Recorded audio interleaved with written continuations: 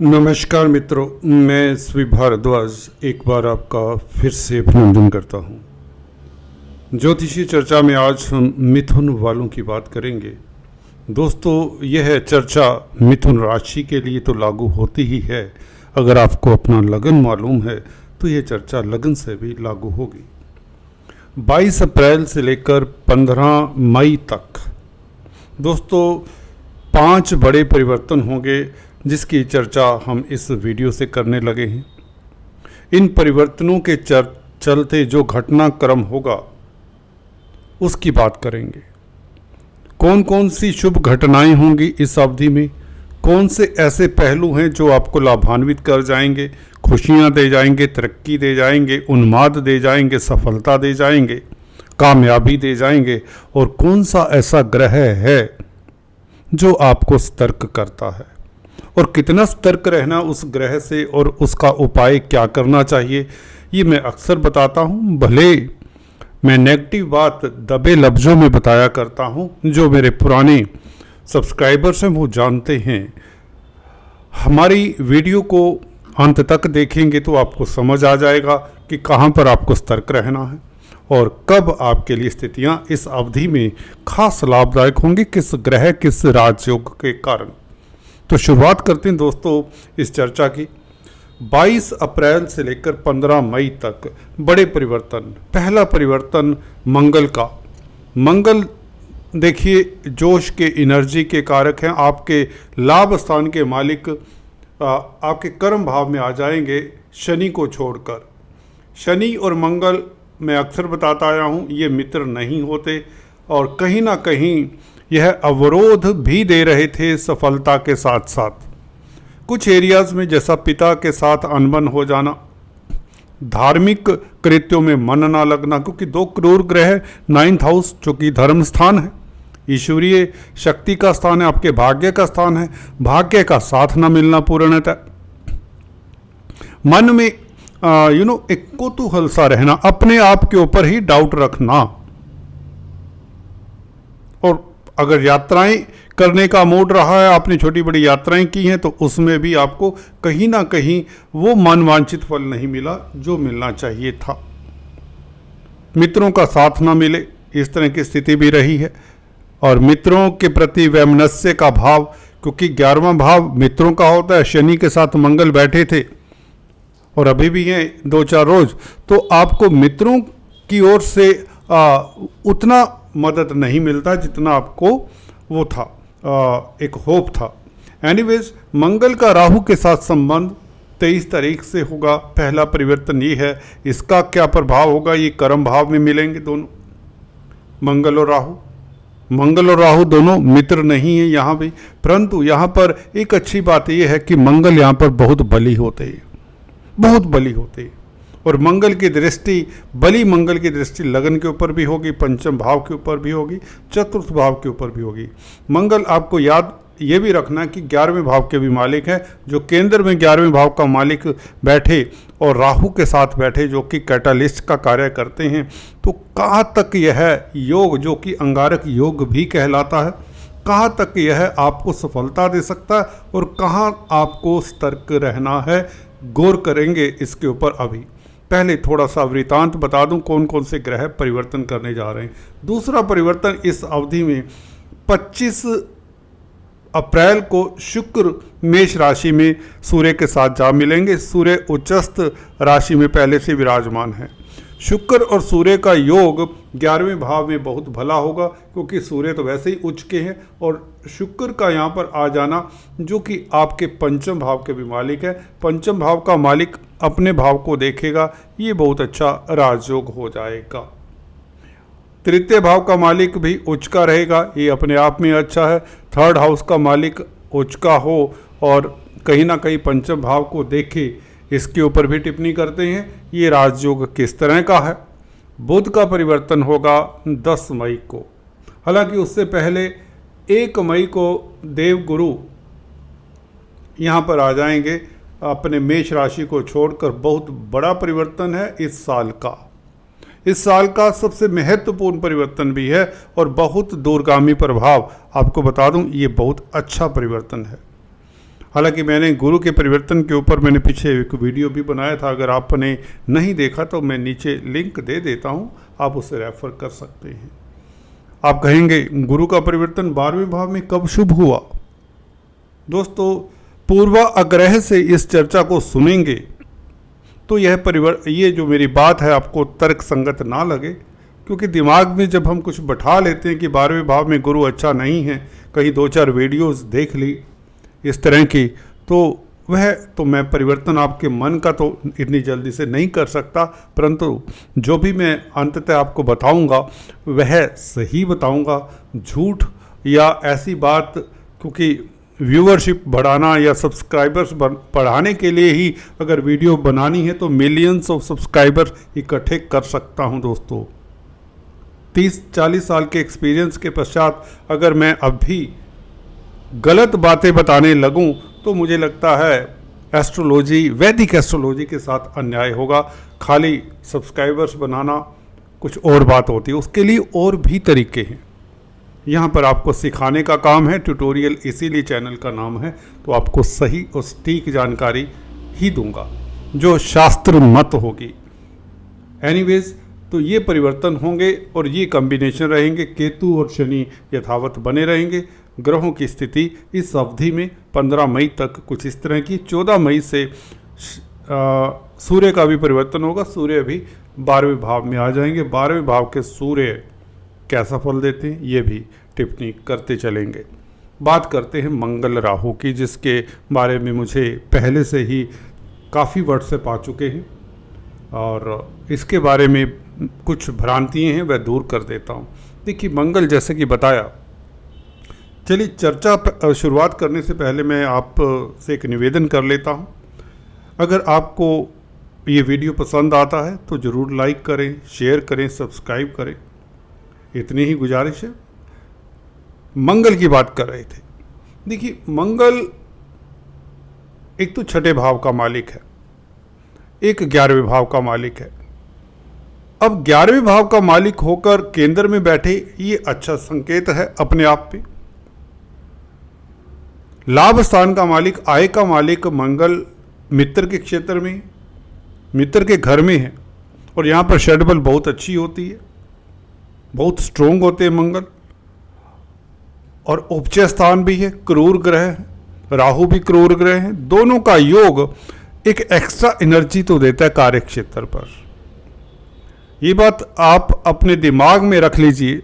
अगर आप कुछ नेगेटिव सुनकर आए हैं, अगर आप मंगल राहु को नेगेटिव विचार से ही देखेंगे तो इसका आपको अच्छा फल नजर नहीं आएगा।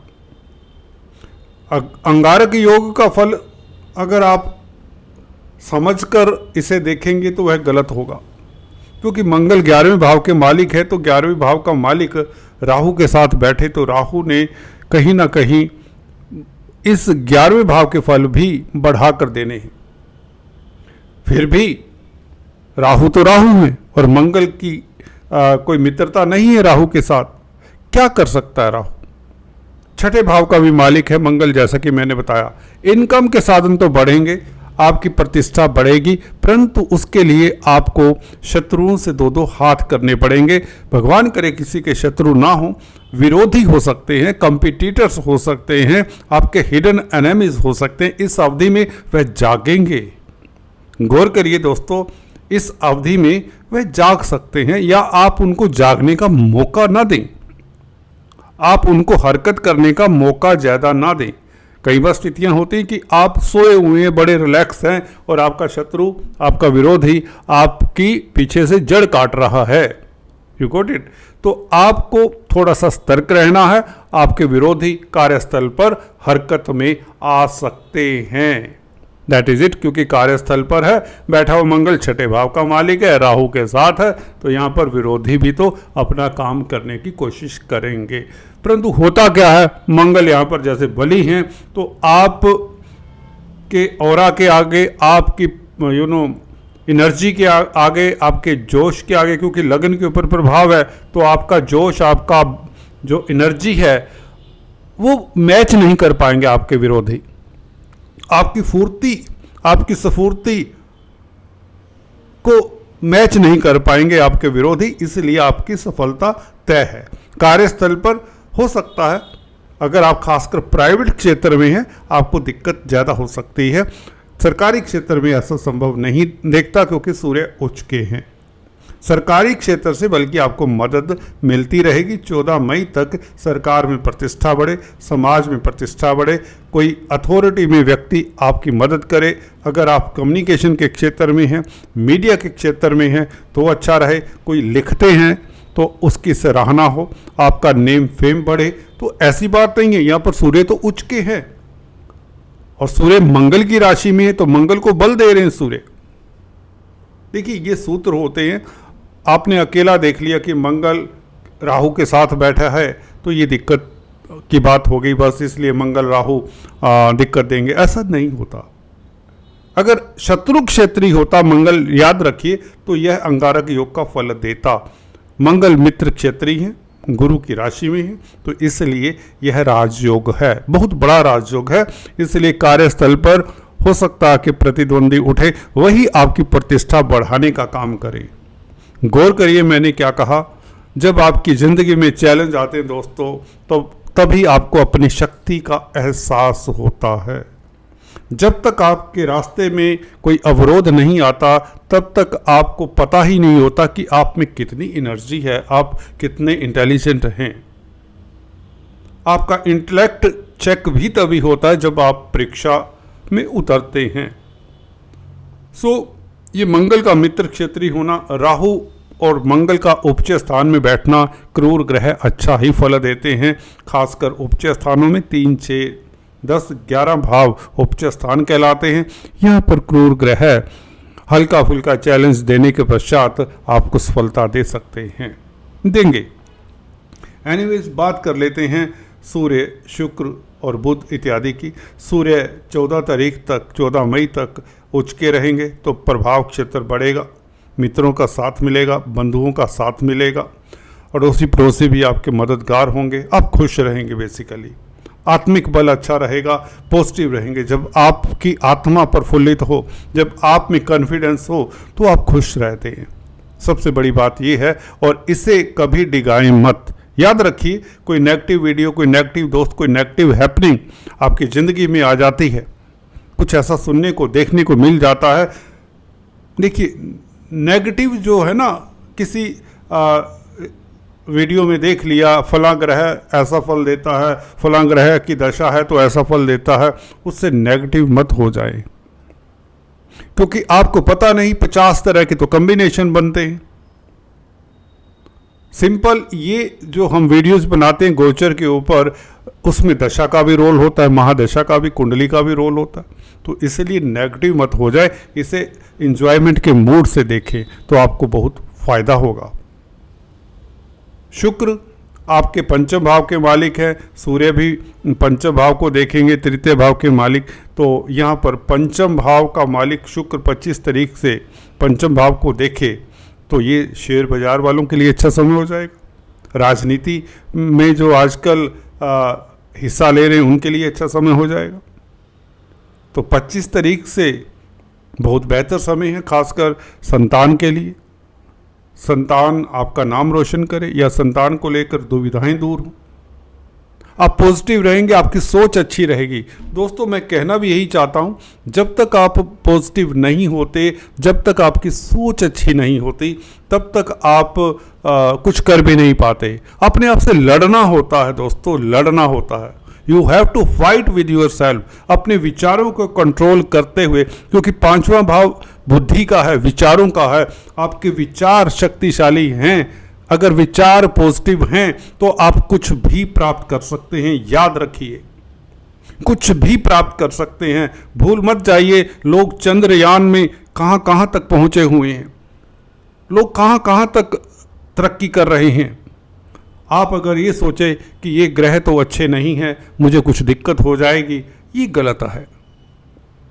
जो भी आप के रास्ते में दुविधाएं हैं, पैसे की है तंगी, नौकरी की तंगी है, नौकरी में नहीं मिल रही है, नौकरी अच्छी नहीं है, फॉरगेट दैट। मेहनत करिए, पॉजिटिव रहिए, खुश रहिए। सबसे बड़ी बात है, खुश रहना भी एक कला है। खुश रहेंगे तो आपको सफलता अपने आप मिल जाएगी। आपका ऑरा पॉजिटिव रहेगा, लोग आपकी तरफ आकर्षित होंगे, आप लोगों को खुश करेंगे और आप की जो खुशी है वो बढ़ेगी। ये पंचम भाव इस ओर इशारा करता है कि आपकी खुशियां बढ़ने वाली हैं, आपकी दरिद्रता दूर होगी। पंचम भाव पूर्व पुण्यों का भी है। यहां पर शुक्र सूर्य का प्रभाव बुरा नहीं होगा। कुल मिलाकर यहाँ पर शेयर बाजार वालों के लिए स्थितियां बेहतर होने वाली, लॉटरी इत्यादि का योग भी बन जाया करता है। बुध 10 मई से साथ में आएंगे तो शुक्र और बुध का योग क्या कहते हैं, लक्ष्मी नारायण राजयोग। शुक्र वैसे भी लगन का मालिक 11वें भाव में बैठे तो लाभ स्वतः ही होगा। लाभ स्थान में बैठा है आपका मालिक, आपका राशिपति, और सुख भाव का भी मालिक है। व्यापारियों के लिए समय उत्तम हो जाएगा। कमीशन एजेंट्स के लिए, कंप्यूटर आईटी लाइन के क्षेत्र के लिए अच्छा समय हो जाएगा। एवं शुक्र भौतिकता के कारक हैं, सौंदर्य प्रसाधनों से लाभ होगा। कॉस्मेटिक्स, रेडीमेड गारमेंट्स, कला के क्षेत्र से, ग्लैमर की फील्ड से आपको लाभ होगा। तो शुक्र बुध का योग बहुत अच्छा योग है। इवन सूर्य बुध के साथ बुध आदित्य राजयोग भले 3-4 दिन के लिए ही बनेगा। 10 तारीख बुध यहाँ मेष राशि में आएंगे तो 4 दिन के लिए बुध आदित्य राजयोग, कोई आपका निर्णय बहुत अच्छा होगा, आप डिसीजन अच्छा करेंगे, आप कौतूहल से बाहर निकलेंगे, व्यापार में स्थितियां आपके लिए बेहतर रहेंगी। तो कुल मिलाकर ये बुध का शुक्र के साथ मिलना लक्ष्मी नारायण राजयोग के कारण लग्नेश हैं, सुखेश हैं बुध और पंचमेश हैं शुक्र।